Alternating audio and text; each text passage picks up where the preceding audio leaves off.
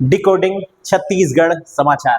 ये वो पहल है जो हमने शुरू की है और छत्तीसगढ़ के समाचारों को रोज जान रहे हैं। मेरा नाम शेखर है, मैं नॉलेज हब संचालित करता हूँ रायगढ़ छत्तीसगढ़ में, आपके अपन प्रदेश छत्तीसगढ़ में। उसी कड़ी को लेकर के हाजिर हुआ हूँ 28 और 29 अगस्त के समाचार जो सिर्फ आपके अपने राज्य से केंद्रित हैं। शुरू करेंगे बारी बारी से। चूंकि आज 29 अगस्त खेल दिवस है तो खेल पर बात ना हो ऐसा हो ही नहीं सकता। आज जानेंगे छत्तीसगढ़ में अंतर्राष्ट्रीय संरचनाएं जो खेल से जुड़ी हुई हैं। ऐसे कौन कौन से स्टेडियम हैं जो अंतर्राष्ट्रीय स्तर के हैं, इसमें बारी बारी से देखेंगे। जैसे रायपुर शहीद वीर नारायण सिंह अंतर्राष्ट्रीय क्रिकेट स्टेडियम, मान्यता मिल गई है हमें, ये परसदा में मौजूद है। सरदार वल्लभ भाई पटेल अंतर्राष्ट्रीय हॉकी स्टेडियम, ये भी आपके लिए रायपुर में मौजूद है। स्वामी विवेकानंद एथलेटिक्स स्टेडियम रायपुर में मौजूद है। इंडोर स्टेडियम बूढ़ापारा, साथ ही साथ अंतर्राष्ट्रीय स्विमिंग पूल, अंतर्राष्ट्रीय टेनिस स्टेडियम रायपुर में है। खेल छात्रावास और तीरंदाजी स्टेडियम रायपुर में है। इसके अलावा बिलासपुर की यदि हम बात करें तो multipurpose indoor hall for athletics, ये आपको दिखाई देगा। इसके अलावा हमें एस्ट्रोटर्फ हॉकी मैदान, तीरंदाजी का मैदान, कबड्डी मैदान, खेल छात्रावास को जाने देते हैं। राजनांदगांव में हमारे पास अंतर्राष्ट्रीय हॉकी स्टेडियम है। कांकेर में खेल परिसर बनाया गया है सिंगार भाटा में। इसके अलावा इंडोर बैडमिंटन हॉल भी है। जांजगीर चांपा की यदि बात करें तो एथलेटिक ट्रैक बनाया गया है। जसपुर में बनाया गया है एस्ट्रोटर्फ हॉकी का मैदान, यानी कि वो जो घास वाला नहीं होता है, सिंथेटिक वाला होता है। इसके अलावा दुर्ग में रानी तराई स्टेडियम और नारायणपुर, कौन नहीं जानता, मलखंभ के लिए जाना जा रहा है। तो ये अंतर्राष्ट्रीय ख्याति प्राप्त उपलब्धि और उसकी संरचना। अब आते हैं ट्रेनिंग सेंटर हमारे पास। वैसे तो इसमें पूरा नहीं है पर फिर भी यदि देखें तो हमारे पास खेलो इंडिया लघु केंद्र 33 स्वीकृत हुए हैं और एट प्रेजेंट 31 संचालित है। ये दो डाटा आप याद रख सकते हो, बाकी लिस्ट मैं आपके लिए छोड़ जाऊंगा, आप देख सकते हैं उसे। इसके बाद बात करते हैं सांसद खेल महोत्सव। आइए इस न्यूज पर थोड़ा ध्यान देते हैं, ये महत्वपूर्ण होने वाला है। हमारे पास क्या कह रहा है, सांसद खेल महोत्सव कब होगा? 21 सितंबर से। सांसद खेल महोत्सव कब होगा? तो 21 सितंबर से 25 दिसंबर। कितने खेल? 12 खेल इसमें होंगे।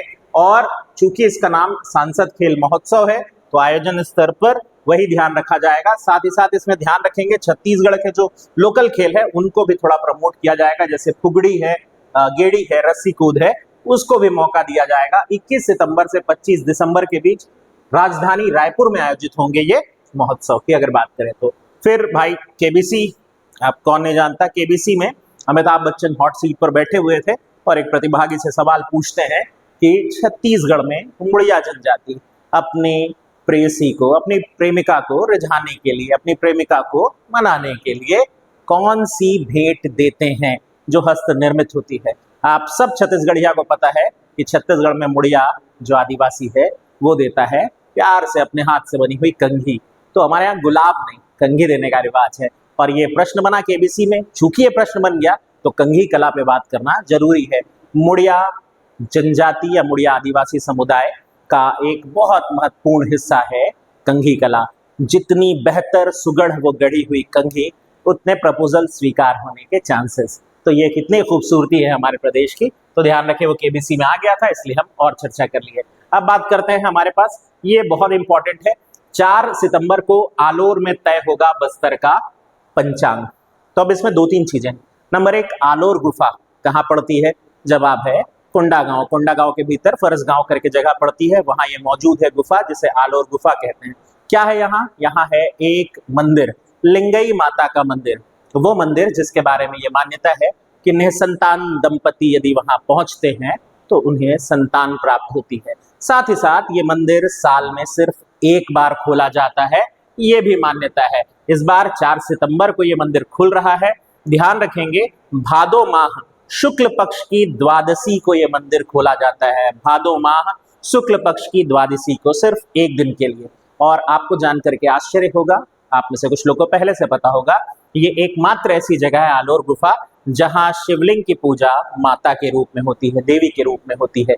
एक और मान्यता है कि ये मंदिर जब खोला जाता है तो यहाँ रेत पर कुछ चिन्ह बने होते हैं, कभी बाघ के पद चिन्ह, कभी इंसानों के पद चिन्ह या बंदर के पद चिन्ह। उसे देखकर तय किया जाता है बस्तर का भविष्य। बस्तर में पंजियार या पंचांग देखने वाला व्यक्ति वो देख करके बताता है कि इस बार आने वाला साल बस्तर के लिए कैसा रहेगा। ये उन्हीं चिन्हों, उन्हीं प्रतीकों से पता चलता है जो आपको इसी गुफा में दिखाई देते हैं। कितना कुछ समेटे हुआ है बस्तर अपने आप में। वैसे ये जगह कोंडागांव जिले की है, संभाग बस्तर होगा। अगले पर आते हैं। अगले न्यूज में हमारे पास क्या था?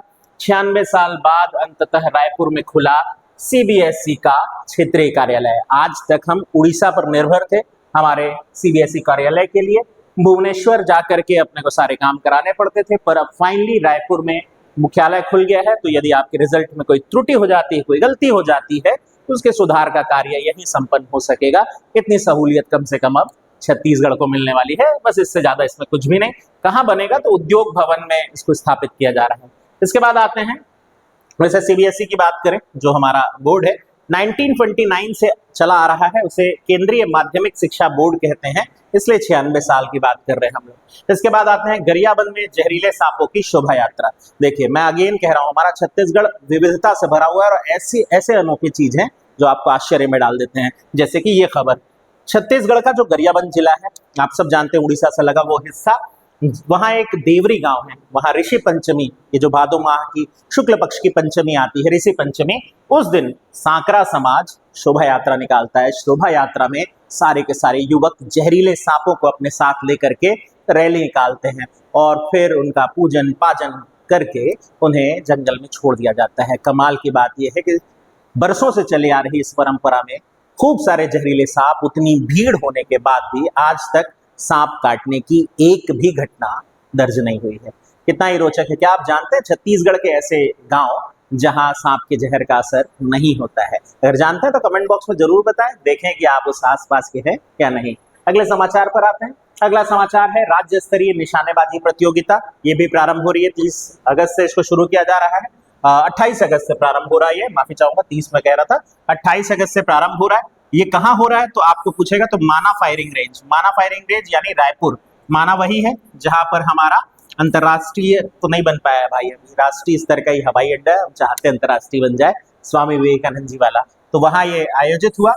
सारे के सारे जो खिलाड़ी हैं वहां 24वें स्तर की स्पर्धा में भाग ले रहे हैं और ये 6 सितंबर तक प्रतियोगिता चलेगी। इस प्रतियोगिता में स्पर्धा का उद्घाटन करने आए थे अरुण देव गौतम जी, जो पुलिस महानिदेशक हैं छत्तीसगढ़ राज्य के, तो आप ये ध्यान रख सकते हैं। अगले समाचार पर आते हैं।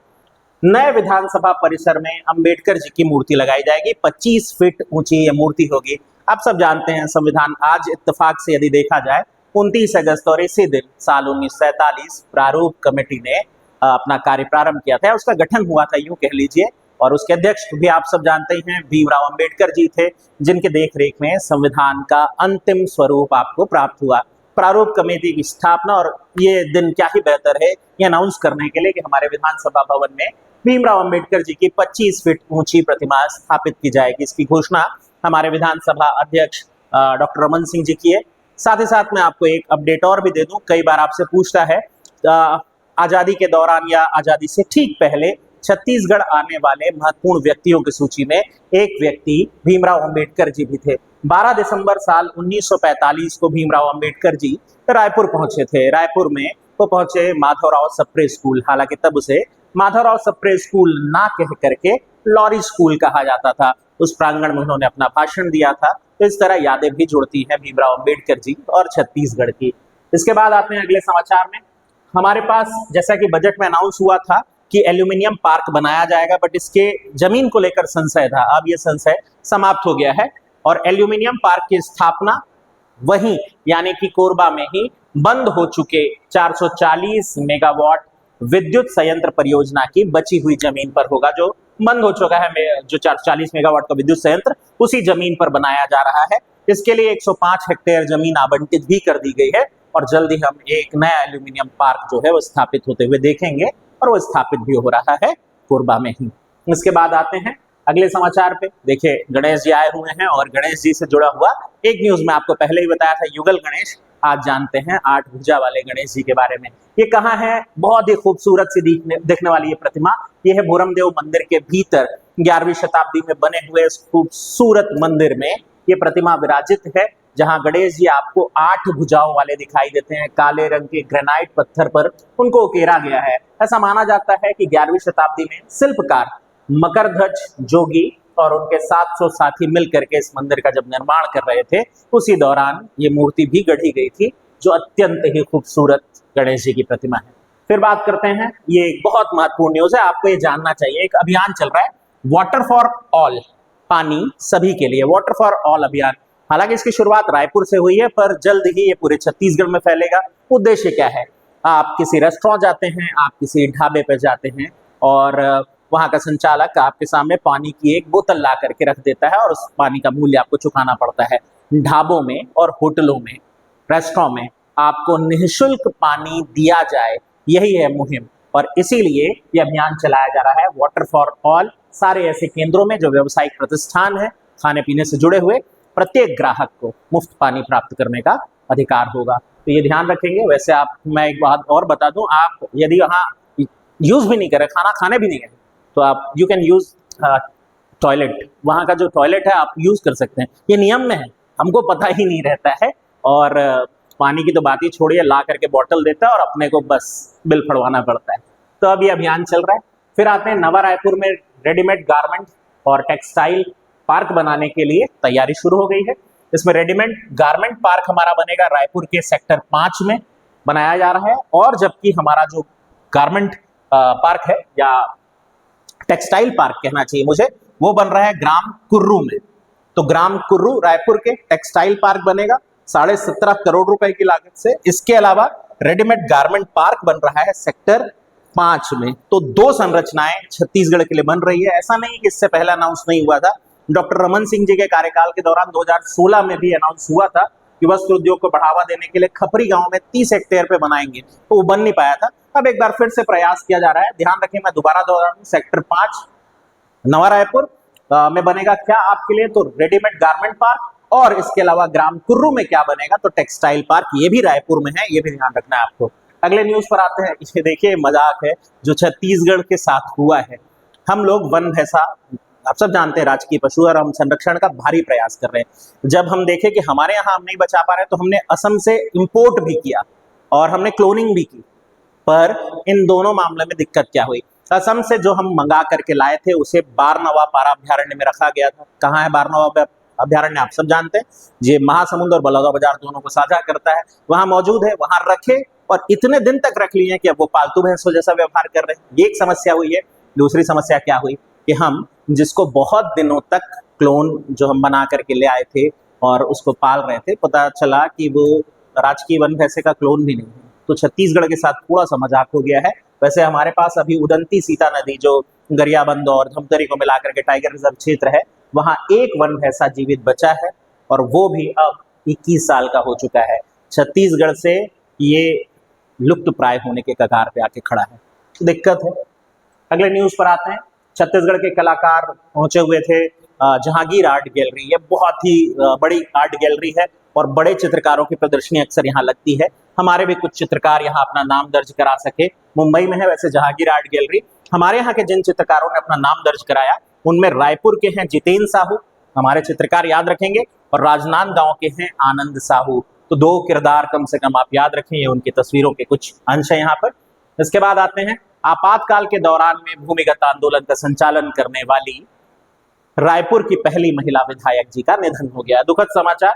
रजनी ताई उपासने मराठी बैकग्राउंड से आती थी, पर छत्तीसगढ़ दिल से रहा उनका, और वो रायपुर की पहली महिला विधायक के रूप में जानी गई। जब इंदिरा गांधी के शासनकाल के दौरान 1975 में आपातकाल लगाया गया था, 1977 आने उन्होंने इस आंदोलन में भूमिगत रेडियो नहीं कहना चाहिए, भूमिगत आंदोलन का नेतृत्व करते हुए आंदोलन को आवाज दी थी अपनी। पर अब वो दिवंगत हो गई है, तो उनको याद कर लेने का दिन है। 1977 रायपुर शहर से पहली महिला विधायक के रूप में इन्हें जाना जाता था। तो ये थे समाचार, एक सैड एंड पे खत्म कर रहे हैं, बट हाँ, मैं आपको छत्तीसगढ़ के हर समाचार उपलब्ध कराता रहूंगा। अगर आप अब तक सुन रहे हैं, तो मेरे इस पहल को अगर आप पसंद कर रहे हैं, तो कृपया शेयर का बटन दबाइएगा। 1 सेकंड ही लगता है शेयर करने में, आपके मित्रों तक भी पहुंचेगा और मेरी पहुंच आपके साथियों तक भी हो सकेगी, तो हम अपने परिवार को थोड़ा एक्सपेंड कर सकेंगे, बढ़ा सकेंगे। आप और हम मिल करके ये कर सकते हैं। तो ध्यान से सुनने के लिए एक बार फिर से आपका बहुत बहुत धन्यवाद। Thank you.